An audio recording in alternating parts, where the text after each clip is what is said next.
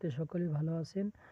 তো আমাকে অনেকে প্রশ্ন করে থাকে, ভাই সেলফ অ্যাপস থেকে কিভাবে মোবাইল রিচার্জ করব? তার জন্য আমরা সেলফ অ্যাপসের মধ্যে প্রবেশ করলাম।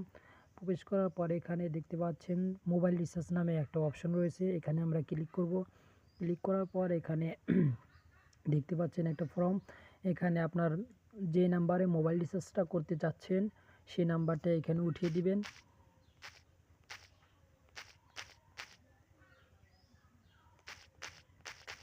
নাম্বারটা দেওয়ার পরে এখানে আপনারা টাকার পরিমাণ দিবেন, আপনারা কত টাকা রিচার্জ করতে চাচ্ছেন সেই টাকার পরিমাণ দিবেন। এরপর আপনারা আপনাদের সিমটা নির্বাচন করবেন, অর্থাৎ গ্রামীণ আছে, যদি গ্রামীণ হয়ে থাকে আপনার গ্রামীণ দিবেন, রবি হলে রবি দিবেন, এয়ারটেল হলে এয়ারটেল দিবেন, আপনার যে সিম সেটা সিলেক্ট করে দিবেন। এরপরে এখানে দুইটা অপশন রয়েছে, এখানে উপরে পিপিউড লেখা, এখানে ক্লিক করবেন। ক্লিক করে দিয়ে এখানে পরের ধাপে যান, এখানে ক্লিক করবেন। ক্লিক করার পরে এখানে চাপ দিয়ে ধরে রাখুন, এখানে ক্লিক করলে আপনার টাকাটা রিচার্জ হয়ে যাবে।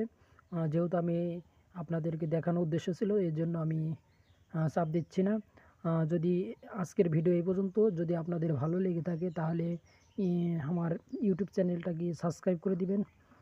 সকলে ভালো থাকেন, সুস্থ থাকেন।